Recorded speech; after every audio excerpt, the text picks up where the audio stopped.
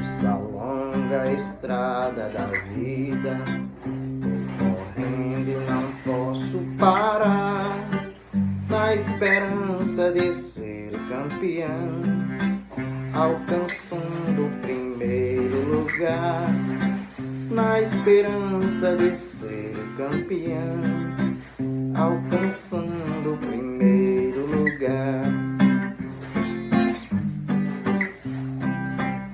Este é um exemplo de vida para quem quiser compreender. Nós devemos ser o que somos, ter aquilo que bem merecer. Nós devemos